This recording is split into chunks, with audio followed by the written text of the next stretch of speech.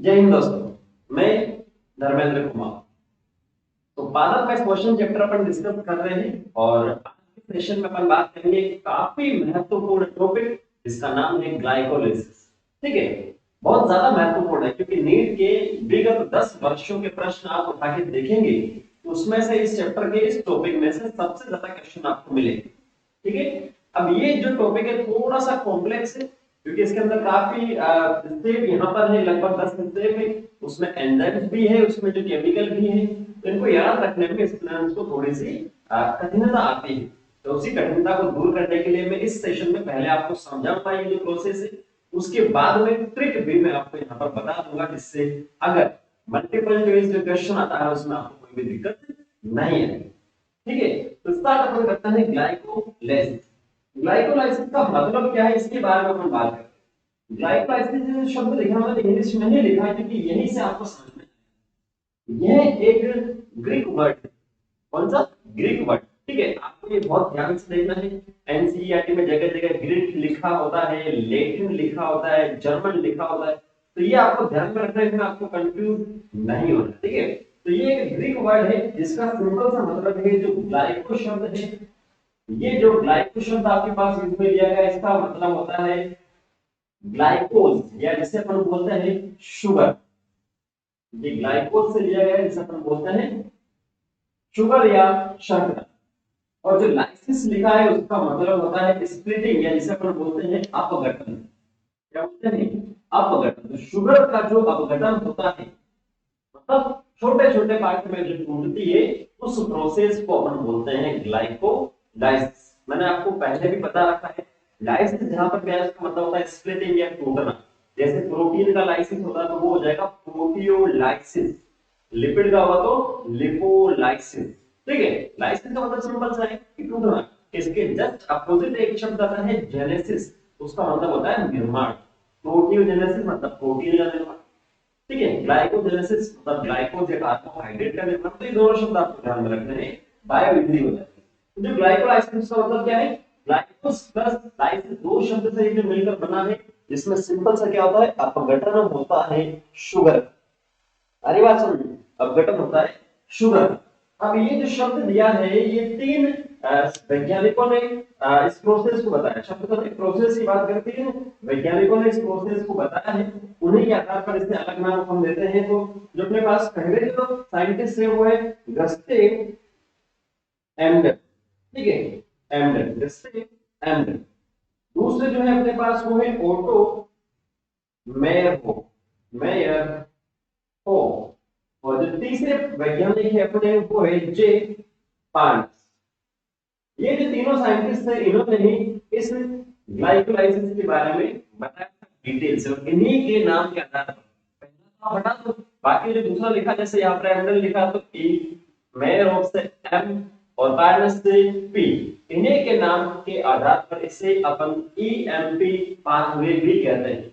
EMP pathway भी कहते हैं किसे? ग्लाइकोलाइसिस। ठीक है, ये आपको सिंपल सा यहाँ पर ध्यान में रखना है। आ रही है ना बात समझ में? ये सिंपल सा आपको ध्यान में रखना है। ठीक है, उसके बाद में आगे अपन चलते हैं। ये ग्लाइकोलाइसिस जो है, ये जो प्रोसेस अपन डिस्कस कर रहे हैं, जितने भी अनएरोबिक जीव हैं, ठीक है, जितने भी अनएरोबिक जिसे अपन बोलते हैं एबायोटिक जीवों की बात करते हैं, उसमें जो ग्लूकोज का अपघटन है उसकी एक प्रोसेस है ग्लाइकोलाइसिस। आदिवासी में केवल जो अनएरोबिक है उसी में ग्लाइकोलाइसिस आपको देखने को मिलेगा। सॉरी, उसमें केवल एक ही प्रोसेस जिससे ग्लूकोज का अपघटन हो रहा है। बाकी ग्लाइकोलाइसिस जो है समस्त लिविंग ऑर्गेनिज्म होता है, जीवित जीवों में होता है। ये आपको सिंपल से ध्यान में रखना है।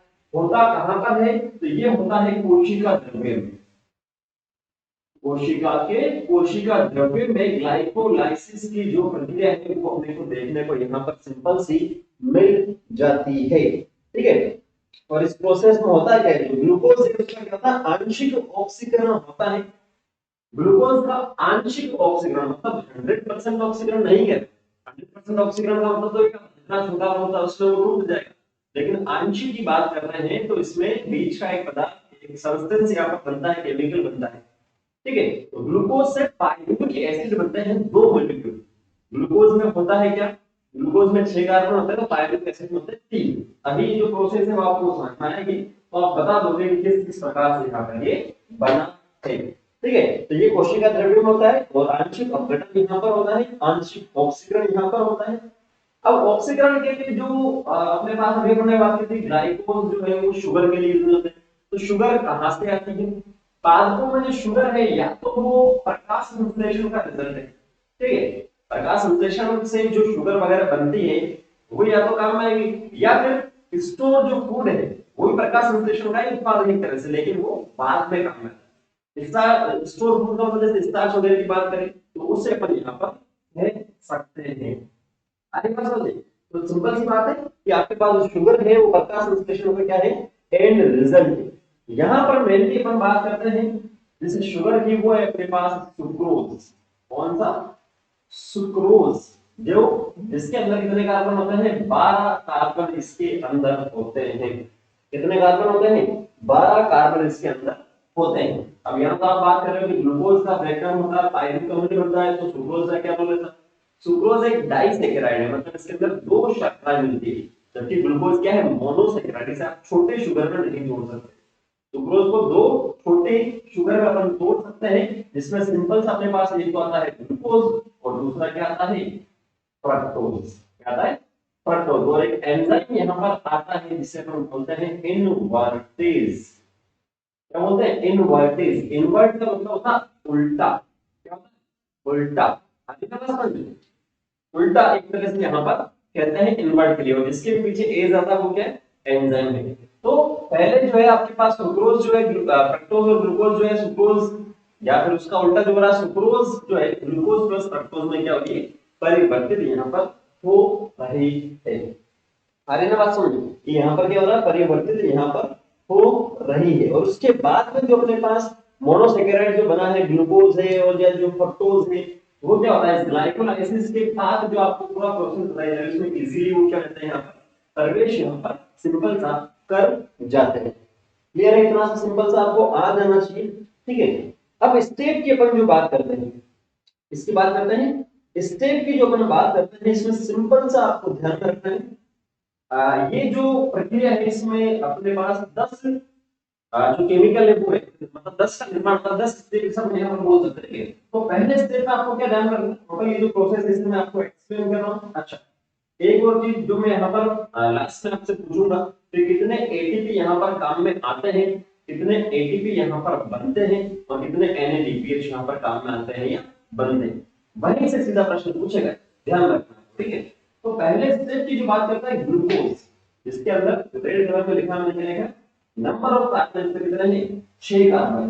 तो ग्लूकोज जो है, ग्लूकोज जो है आपके पास ग्लूकोज 6 फोस्फेट में परिवर्तित आपके पास हो रहा है। ग्लूकोज क्या हो रहा है? ग्लूकोज 6 फोस्फेट में यहाँ पर परिवर्तित हो रहा है एंजाइम की उपस्थिति में, जिसे अपन यहाँ पर सिंपल सा बोलते हैं हेक्सोकाइनेज। बोलते हैं हेक्सोकाइनेज। अब पूरा इंग्लिश में ही लिख रहा हूँ क्योंकि इसे हिंदी में लिखने का कोई सेंस है नहीं। जो अपन लिखते हैं इंग्लिश में वही अपन पढ़ रहे हैं यहाँ पर, हिंदी में लिख के क्या मतलब निकलेगा? ठीक है, तो हेक्सोकाइनेज की उपस्थिति में वो परिवर्तित हुआ 6 कार्बन वाले ग्लूकोज 6 फोस्फेट। अब आपका प्रश्न ये आना चाहिए कि फोस्फेट कहाँ से? तो इस फोस्फेट के लिए ये जो परिवर्तन होने का जो स्टेप है यहाँ पर, उसमें एक जो एटीपी इसमें परिवर्तित हो रहा है एडीपी प्लस इनऑर्गेनिक फोस्फेट। इसमें हो रहा है एडीपी प्लस इनऑर्गेनिक फोस्फेट।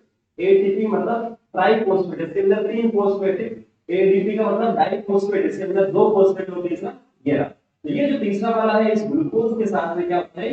जुड़ जाता है, छठे नंबर से इसे बोला गया है ग्लूकोज 6 फोस्फेट। पहली बात समझो, ग्लूकोज 6 फोस्फेट इसे बोला। अब आगे अपन चलते हैं, ये आपके पास बाद में ये पहले से दूसरे की बात चले थे, उसके बाद में जो ग्लूकोज 6 फोस्फेट है वो किसमें परिवर्तित हो रहा है? वालों को हो रहा फ्रक्टोज 6 फोस्फेट में। ट्रिक में आपको पता हुआ, लेकिन बाद में इन शब्दों को आप समझोगे तो ट्रिक आसानी से आपको समझ में आ जाए। तो यहाँ जो ग्लूकोज 6 फोस्फेट किसमें परिवर्तित हो रहा है आपके पास? वो किसमें परिवर्तित हो रहा है? फ्रक्टोज 6 फोस्फेट में परिवर्तित हो रहा है। और यहाँ जो एंजाइम अपने पास आता है वो है आइसोमरेज। ठीक है, आइसोमराइजेशन एक टर्म यूज होता है केमिस्ट्री के लिए, समरूपण जिसे हम शायद बोलते हैं। मतलब जो रूप है वो समान है लगभग, आपस में एक रूप से दूसरे रूप में परिवर्तित करे, बाकी उसके नंबर ऑफ कार्बन वगैरह वो सेम ही होते हैं, सब होते हैं। तो वो आपके पास केमिस्ट्री में अपन पढ़ते हैं, जीओसी में जनरल ऑर्गेनिक केमिस्ट्री में सारे शब्द निकलते हैं। तो ग्लूकोज 6 फॉस्फेट, इसमें 6 कार्बन है ग्लूकोज में, और फ्रक्टोज में भी कितने होते हैं, 6 होते हैं। तो ये ग्लूकोज से किसमें परिवर्तित हो रहा है, फ्रक्टोज में, फॉस्फेट सेम है। इस एंजाइम की प्रेजेंस में आइसोमरेज एंजाइम की प्रेजेंस, क्लियर है। एनसीईआरटी के अकॉर्डिंग आपको 3 ही एंजाइम बता रखे, बाकी स्टेप में एंजाइम नहीं बता रखे। लेकिन मैं आपको ये जो सेशन पूरा कंप्लीट हो जाएगा तो उसमें अलग से, अगर आप याद रखना चाहो तो एनसीईआरटी में लिख लेना। बाकी सारे स्टेप के जो एंजाइम है वो मैं बाद में बताऊंगा। पहला जो मेरा फोकस है वो एनसीईआरटी को समझाना और इसको याद करवाना, इस वाले ईएमपी पाथवे पे ग्लाइकोलाइसिस, ठीक है ना। ठीक है, वो मैं आपको इससे नेक्स्ट सेशन होगा उसमें अलग से बता दूंगा, जिससे कम टाइम में 2-3 मिनट का शॉर्ट वीडियो बना दूंगा, जिसमें आपको आसानी से समझ में आ जाएगा कौन कौन सा एंजाइम है, ठीक है। तो यहाँ पर आइसोमराइज एंजाइम से ग्लूकोज से फ्रक्टोज में आइसोमराइजेशन इसका होता है, मतलब रूप जो है वो यहाँ पर सेम है। वहां पर उसके बाद का जो स्टेप है, चौथे की बात करते हैं, तो फ्रक्टोज 6 फॉस्फेट से लिखा हुआ है फ्रक्टोज 1,6 बिस फॉस्फेट, इसका मतलब क्या है, तब आपको पायरुविक एसिड मिलेगा, ठीक है। वो तो बताया था ईएमपी 3 साइंटिस्ट ने, बाकी प्रोसेस ऐसे भगवान ने बताई है। तो यहाँ पर जो फ्रक्टोज 6 फॉस्फेट है, इससे आप देखेंगे, क्योंकि मैं समझाने की तरीका बता रहा हूँ, ट्रिक नहीं बता रहा हूँ, तरीका बता रहा हूँ, आसानी से आपको समझना है कि कहाँ एटीपी काम में आ रहा है और कहाँ नहीं है, ठीक है। पहले में आपके पास एटीपी काम में आ रहा था, तो यहाँ पर फॉस्फेट जुड़ गया था। अब इस स्टेज में वापस से एटीपी काम में आ रहा है, मतलब एटीपी प्लस 3 ऑर्गेनिक फॉस्फेट यहाँ पर निकला है, और वो जो एक ऑर्गेनिक फॉस्फेट निकला है तो इसके साथ में जुड़ेगा तो क्या होगा, 2 फॉस्फेट अपने पास आएंगे। वही यहाँ पर लिखा फ्रक्टोज, पहले एक पोजीशन पर, पहली पोजीशन पर भी क्या होगा, फॉस्फेट आ गया, और 2 फॉस्फेट को हम बोलते हैं बिस फॉस्फेट, क्या बोलते हैं, बिस फॉस्फेट। तो ये आ चुका अपने पास फ्रक्टोज 6 से फ्रक्टोज 1,6 बिस फॉस्फेट, मतलब क्या है, ये कार्बन होता है ना, 6 कार्बन टोटल, इस प्रकार से केमिस्ट्री में बायोकेमिकल पढ़ते हैं, पहले कार्बन का फॉस्फेट आ चुका है, इसीलिए अपन इसे क्या बोल रहे हैं, बिस फॉस्फेट। आ रही है बात समझ में, इससे आसान तो क्या है, समझ में आएगा फिर, ठीक है। शब्दों को समझो, ट्रिक तो बाद की बात है, शब्दों को समझो पहले। तो ये यहाँ पर फ्रक्टोज 1,6 बिस फॉस्फेट यहाँ पर बन चुका है। एंजाइम में नहीं बता रहा हूँ, एंजाइम में आपको बता दूंगा अगले सेशन में। अब जो फ्रक्टोज 1,6 बिस फॉस्फेट है, अभी भी इसमें कितने कार्बन है, 6 कार्बन है, क्योंकि फ्रक्टोज 6 कार्बन वाली शब्द है। वो आगे के स्टेज में आपके पास क्या होती है, ट्राइओस फॉस्फेट। ट्राई का मतलब 3, इसमें 3 कार्बन है, वो ट्राइओस फॉस्फेट। इसमें 4 है, उसे अपन बोलते हैं टेट्रोस कार्बन। इसमें 5 कार्बन है, उसे अपन बोलते हैं पेंटोस कार्बन। इसमें 6 है, उसे अपन बोलते हैं हेक्सोस, ठीक है, हेक्सोस शुगर इसका अपन बोलते हैं। आगे पास में जैसे पेंटोस में आप पढ़ते होंगे जो न्यूक्लिक एसिड वगैरह है उसके अंदर मिलती है, जो शर्करा हेक्सोस में ग्लूकोज फ्रक्टोज वगैरह ग्लाइकोज वगैरह अपन पढ़ते हैं, ठीक है। तो ये सब आपको ध्यान रखना है। ट्राइओस में मतलब नंबर ऑफ आटम्स में कितने होंगे, 3 होंगे, तो यहाँ पर आप देखोगे 3 आटम्स होंगे। और उसे आपने क्या बोला है, ग्लिसरॉल्डिहाइड 3 फॉस्फेट, क्या है, ये जो लिखा ना ब्रैकेट में नाम ध्यान रखना, ग्लिसरॉल्डिहाइड। ग्लिसरॉल शब्द आपने सुना होगा, ग्लिसरॉल, इसमें नंबर ऑफ कार्बन होते हैं 3, 1 2 3, और आपके पास क्या होता है, OH OH OH वाला जो ग्रुप है यहाँ पर होता है ग्लिसरॉल, और उसमें आपके पास क्या है, ग्लिसरॉल्डिहाइड। उस ग्लिसरॉल को आपने किसमें परिवर्तित किया है, ग्लिसरॉल में 3 कार्बन, उसमें से एक वाला किसमें परिवर्तित हो गया, एल्डिहाइड में CHO, और तीसरे कार्बन पर आपने क्या लगाया है, फॉस्फेट यहाँ पर लगाया। आपकी बात समझ में, फॉस्फेट यहाँ पर आपने सिंपल सा लगाया है, तो वो आपके पास क्या हो चुका है, ग्लिसरॉल्डिहाइड 3 फॉस्फेट। अब ये मत बोलना कि साहब फॉस्फेट यहाँ पर आया है तो एटीपी यहाँ पर क्या हुआ, यूटिलाइज हुआ होगा। फॉस्फेट आपके पास क्या है, पहले से है, यहाँ पर क्या है, पहले से है, यहाँ पर 2 है, उसके उल्टा आप देखोगे, ठीक है, क्या है, 2 यहाँ पर। तो ये केवल मैं शब्द समझा रहा हूँ, बाकी स्ट्रक्चर वगैरह मैं आपको नहीं बता रहा हूँ, ध्यान रखना आपको। केवल फ्रक्टोज 1,6 बिस फॉस्फेट से आपके पास क्या हो रहा है, ग्लिसरॉल्डिहाइड 3 फॉस्फेट में परिवर्तित हो गया। इसी के जैसे एक सेम रूप हुआ होता है, जिसे हम बोलते हैं ट्राइओस फॉस्फेट वापस से। इसे शॉर्ट में मैं लिखता हूँ याद रखने के लिए भाप, मैं लिखता हूँ भाप, मतलब पढ़ता हूँ, जैसे देखते हो सभी में इसे भाप पढ़ता हूँ। राजस्थान के इलाकों में आप चले जाओ, क्योंकि मैं भी राजस्थान से हूं, तो एक शब्द मिलता है भाप। एक तो अपन बोलते हैं कि भरपेट खाना खाना, राजस्थान में बोलते हैं कि भाप के खाना खाना, धाप और कणों खाली होगी, ठीक है। तो वो आपके पास है धाप का मतलब फुल, तो उसे याद रखने के बता रहा हूं। तो डी का मतलब डाई हाइड्रोक्सी एसीटोन फॉस्फेट, और एसीटोन ग्रुप आपको आना चाहिए केमिस्ट्री में, CH3 C डबल बॉन्ड हो, CH3 ऐसे कुछ होते होंगे ना स्ट्रक्चर, मैं तो भूल चुका हूं, काफी टाइम पहले पढ़ा था। तो वो डाई हाइड्रोक्सी मतलब दो हाइड्रोक्सी ग्रुप है उसके अंदर, जैसे कुछ इस प्रकार से तीन कार्बन है मेरे पास। डाई हाइड्रोक्सी मतलब हाइड्रोक्सिल ग्रुप आपके पास तीन हो चुके हैं इस प्रकार से, एसीटोन का मतलब आपके पास एसीटोन इस प्रकार से होता है, और फॉस्फेट कहीं ना कहीं इस प्रकार से होता है, ठीक है।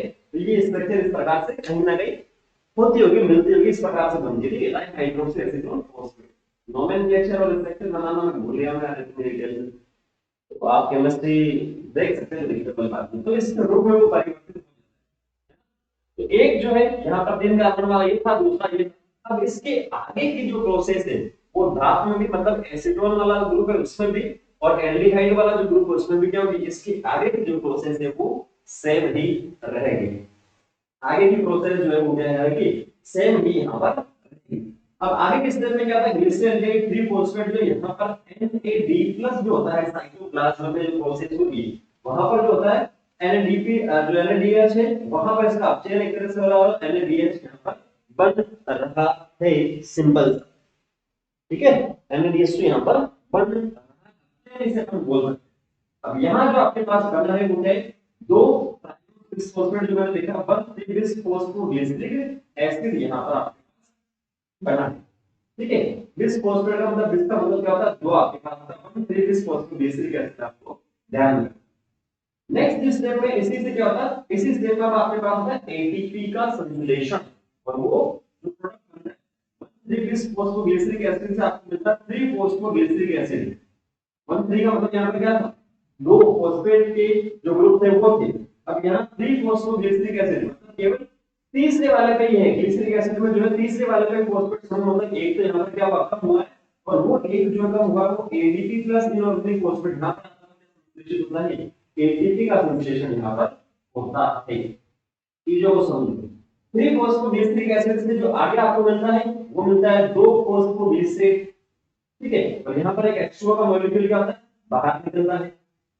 उसके बाद में सॉरी, दो फॉस्फोग्लिसरेट यहाँ से बना, उसके बाद में नेक्स्ट स्टेप में जो दो फॉस्फोइनोल पाइरुवेट बनता है, यहाँ पे क्या होता है H2 बाहर निकलता है। स्ट्रक्चर ध्यान में नहीं रखनी है, केवल शब्दों में बोल लीजिएगा तो आसानी से आपको समझ में आएगा।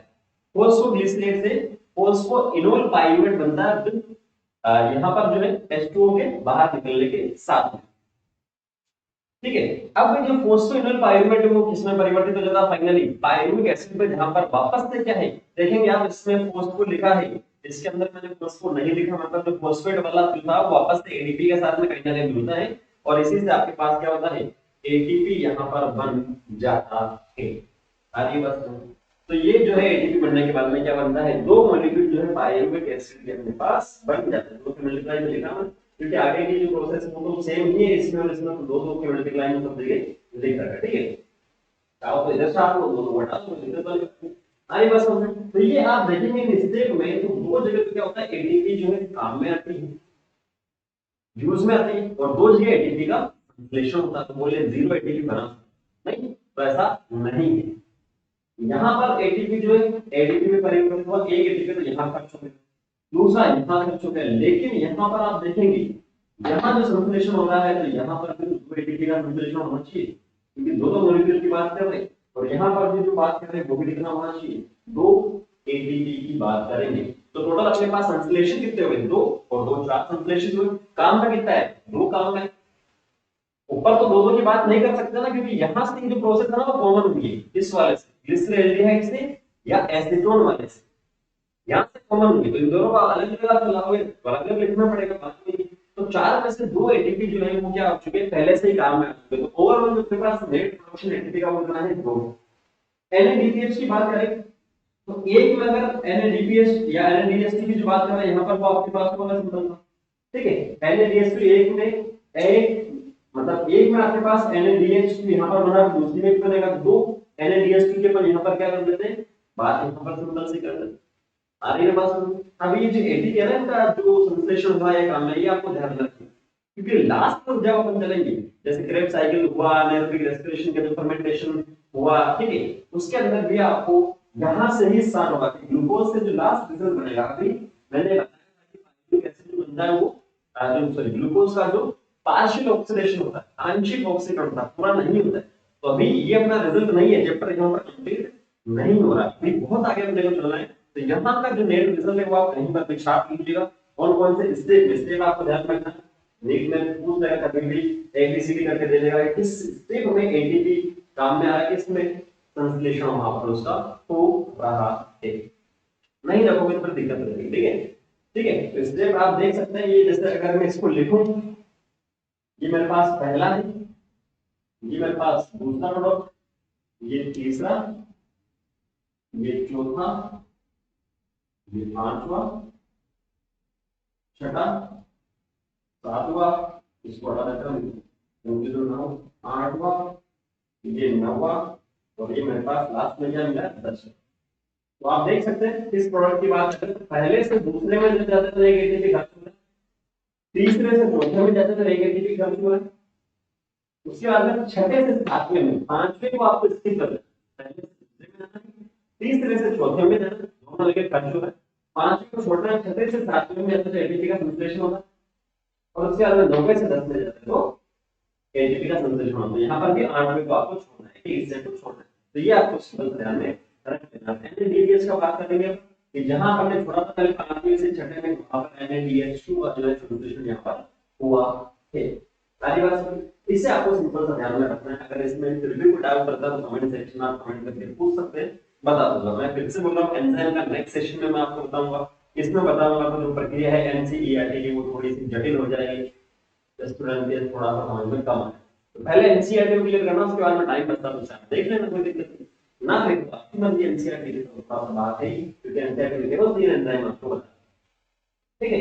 अब चलते हैं आगे इसकी ट्रिक की ओर। अपने ट्रिक क्या है, तो इस ट्रिक को दो पार्ट में आपको समझना है। इस ट्रिक को दो पार्ट में आपको समझना, इंग्लिश वाले शब्द हैं इसी से आपको ध्यान में रखना है, हिंदी वाले से तो ट्रिक समझ में आती नहीं और ना ही बनती हिंदी वाले, क्लियर। हिंदी वाले शब्दों से, ना कि हिंदी माध्यम वाले स्टूडेंट, ट्रिक गलत मतलब, हिंदी वाले शब्दों से ट्रिक बनाने में थोड़ी सी दिक्कत आती है, तो इंग्लिश वाले से ही आपको समझ में आ जाएगी, ठीक है। यहाँ पर चलते हैं ट्रिक की ओर। ट्रिक दो पार्ट में आपको ध्यान में रखना है। एक ग्लिसरीन, विस्तार में बताऊं ट्रिक के बारे में। एक ग्लिसरीन बेचने वाला होता है, उसके पास बहुत सारी भरपूर मात्रा में ग्लिसरीन होती है, ठीक है, भरपूर मात्रा। वो जाके क्या करता है, गली गली में फिर फिर के बेचता, गली गली में फिरता है, बेचता है, ग्लिसरीन ले लो, ग्लिसरीन ले लो, ग्लिसरीन ले लो। ग्लिसरीन का तो काम है, फायदा तो पता होगा ना, बहुत सारे लोग चेहरे पे लगाते हैं, पाँव पे लगाते हैं, हाथों पे लगाते हैं, तो अलग अलग यूज होते हैं। ग्लिसरीन को एक बंदा जो है गली गली में फिर फिर के बेचता है, फुल भरपूर भाप के, भाप भाप के वो बेचता है, बोले ले लो, बहुत गिराई किया। तो उसी से अपने पहले ट्रिक बताइए, गली गली में, ठीक है। यहाँ साइड में लिखता हूं मैं, इसे हटा देता हूं तो समझ में आ जाएगा आपको आसानी से। ये इसको हटा देते हैं थोड़ा, ठीक है, ठीक है ना। ये मैंने इसको हटा दिया। अब फिर चलते हैं गली गली में, ठीक है, गली गली में फिर बेचे ग्लिसरीन भाप के। भाप का मतलब मैं आपको पहले बता चुका हूं उस वीडियो में, ठीक है। गली गली में फिर बेचे ग्लिसरीन भाप के, मतलब भरपूर। भाप एक राजस्थानी शब्द है, भाप के, ठीक है, समझना आपको अच्छा है। तो गली गली में, गली जो शब्द यहाँ पर मैंने लिया है तो वो लिया है इस ग्लूकोज, इसमें आप देखेंगे तो ये, या इसे मैं लिखूंगा गली तो इस प्रकार से लिखता हूँ, जी एल ई, जी ये रहा, एल इसके बाद में ये रहा, और ई सबसे लास्ट में गली, ठीक है। गली इसका आपको पढ़ना है, गली वैसे ये लिखते हैं, गली गाली भी से पढ़ते हैं लोग, तो वो पढ़ने वाले के ऊपर डिपेंड करता है कि केमिस्ट्री पढ़ते हैं या केमिस्ट्री पढ़ते हैं। तो गली गली में, गली गली में फिर बेचे, गली का मतलब पहला ग्लूकोज, ये पहले स्टेप वाला आप जो स्टेप लिखा ना, वो जैसे मैंने 1 2 3 4 इंग्लिश ये जो लिख गई है ब्लैक कलर में, वैसे ही इन्हीं के आगे आप तो लिख लो, अलग से लिखना है आप लिख सकते हो, गली गली में। दूसरी में आपके पास क्या, गली मतलब वापस से क्या है, ग्लूकोज ही आया है यहाँ पर, ठीक है। गली गली में फिर बेचे, मतलब घूम घूम के वो बेचता है, फिर जो है फ्रक्टोज के एफ आर से है, फिर वापस एफ आर से है, ठीक है, फिर बेचे, बेचे हिंदी में क्या क्या बेचता है, ग्लिसरीन बेचता है, भाप के मतलब भरपूर। तो ये ग्लिसरीन जो शब्द आता है वो यहाँ जो ग्लिसरीन एल्डिहाइड लिखा है वहां से है, और इसको मैंने एक नहीं लिखा, नीचे नहीं लिखा, क्योंकि इसी के इक्विवेलेंट में लिखा भाप के, पहले ट्रिक क्लियर, पहले ट्रिक क्लियर। गली गली में फिर बेचे ग्लिसरीन भाप, मतलब भरपूर मात्रा में जो है ग्लिसरीन को बेचा यहाँ से जा रहा है। अरे इतनी सी ट्रिक क्लियर है क्या यार, बोल बोल के तो गला इधर करने लग गया। ठीक है, ठीक है। अब उसके आगे अपन चलते हैं, कहाँ कहाँ वो बेच रहा है, गली गली में तो बेच रहा है, उसकी बात उसका भाव ताव भी तो होगा, मोल भी तो होगा, मुफ्त में थोड़ी बेचने का मतलब क्या है, पैसे लेना, और एक बांटना होता है वो फ्री में होता है, कहीं ना कहीं लोग पूछेगा ही पैसे के बारे में। तो उसके आगे की ट्रिक पे अपन चलते हैं, उसके आगे की जो अपने ट्रिक है उसमें चलते हैं। आगे जो होगा वो होगा 20 पीजी पीजी में, 20 पीजी पीजी में, सारी बात सुन, 20 पीजी पीजी में, उसके बाद में आएगा रेट वेट एसिड का, ठीक है, रेट वेट एसिड में या एसिड का लिख लो, कोई दिक्कत वाली बात नहीं, यहाँ पर कुछ भी लिख लो, ठीक है। ये आपके पास हो चुका, पहले के जो 5 नाम है वो क्लियर हो जाने चाहिए, टोटल 10 दिखे आपके पास, और पहले के गली गली में फिर बेचे ग्लिसरीन भाप। अब आगे चलते हैं, कहां वो बेच रहा है जो आदमी ग्लिसरीन को बेच रहा है। 20 ये लिखा 20, वैसे जैसे अपन पढ़ रहे हैं 20, इसका मतलब 2, लेकिन मैं इसे पढ़ रहा हूं 20, क्या 20 पढ़ रहा हूं इसे, इससे आसानी से आ रहा है 20 पीजी, पीजी का मतलब आपको समझ आता है, बहुत सारे लड़के लड़कियां रहते हैं पीजी के अंदर, ये होता है हॉस्टल, एक होता है पीजी और एक होता है रूम, नहीं, जो रहने का खाने का बंदोबस्त जो करता है एक तरह से मकान के अंदर ही होता है वो पीजी, जिसे अपन बोलते हैं।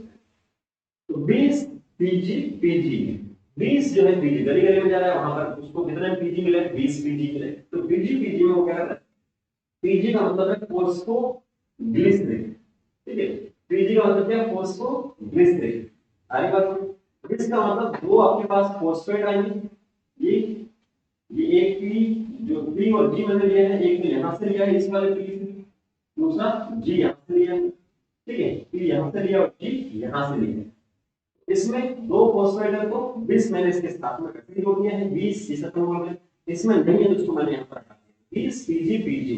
अगर बेचने के लिए जा रहा है तो लड़के लड़कियां वैसे ही होशियार होते हैं आज के समय के, तो वो रेट वेट तो पता करेंगे ना, रेट वेट खाना पीना लेना देना ऐसे ही बोलते हैं हिंदी में, तो रेट वेट के लिए बारे में वो क्या बोलते हैं पीजी वाले, रेट वेट बताओ एसिड, ठीक है, रेट वेट पर ध्यान रखो, एसिड जो फाइनल प्रोडक्ट है, ऐसे तो दिक्कत आपको नहीं आएगी।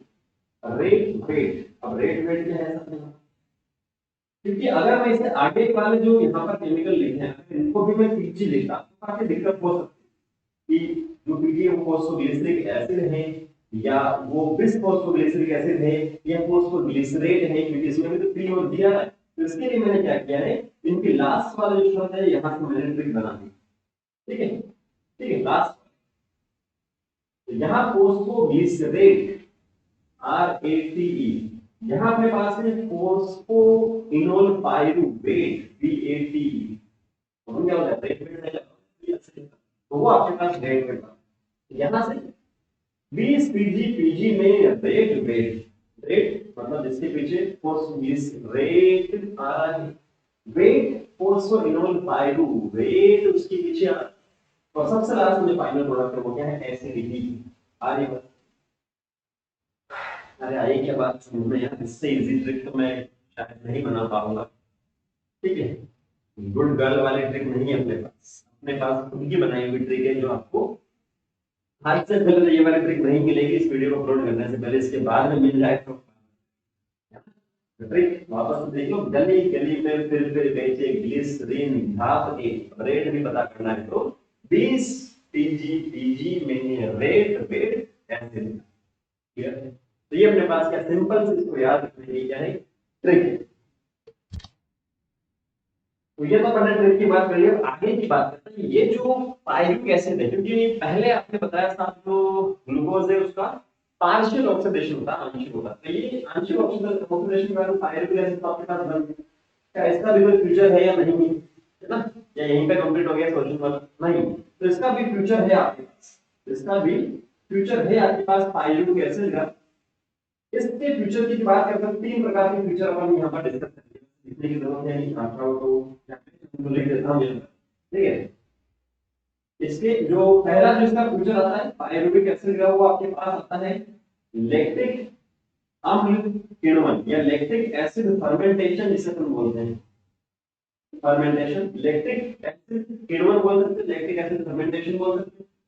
मतलब इसका ये पायरुवेट एसिड का ही आगे का जो फ्यूचर है ये परिवर्तित होगा इसके अंदर, जो प्रोसेस डिटेल बता रहा है देखेंगे अपन। लैक्टिक एसिड फर्मेंटेशन, दूसरा आता है एल्कोहलिक फर्मेंटेशन, मतलब अल्कोहल का किण्वन एक तरह से हो चुका। और तीसरा अपने पास होता है YPS question, aerobic respiration, YP question. ये तीनों जो प्रोसेस है, मतलब ये पायरुवेट एसिड का फ्यूचर डिसाइड करते हैं। अगर आपका किण्वन की प्रोसेस हो रही है या तो बात करें एक वाईपीएस क्वेश्चन हो रहा है, तो उसमें लैक्टिक अम्ल और अल्कोहलिक जो फर्मेंटेशन है वो दोनों यहाँ पर हो सकते हैं, जबकि वाईपी में कोई दिक्कत नहीं।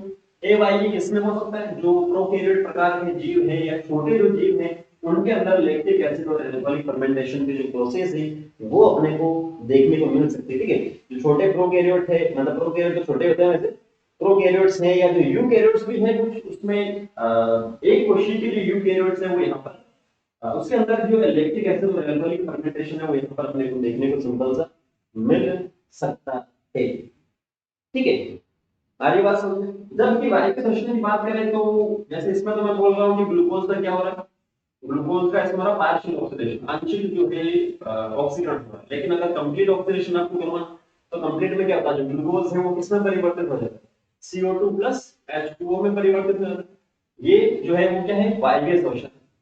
और इसे अलग से भी अपन पढ़ते हैं क्रेब चक्र, क्रेब साइकिल के रूप में, तो वो भी अपन पढ़ेंगे एनसीईआरटी में, उसकी भी मैं आपको कहीं बताऊंगा, तो देखिए वाली बात नहीं है, ठीक है ना। तो आज का सेशन काफी लंबा हो चुका है, इसको बहुत ध्यान से आपने देखा होगा, उम्मीद में करता हूँ। नहीं देखा है तो भी कोई दिक्कत वाली बात नहीं है, अगर आपको समझना तो देख लीजिए, और वैसे समझ में आता तो कोई दिक्कत वाली बात नहीं है। देख लिया और उसके बाद में आपको काम करना है, एनसीईआरटी पढ़नी है, एनसीईआरटी के चित्र को बहुत ध्यान से देखना, क्योंकि ये तो मैंने ऐसे ऐसे करके बताया, एनसीईआरटी में एक सीक्वेंस में बता रखा है, तो वैसे कोई फर्क नहीं है उसमें और इसमें।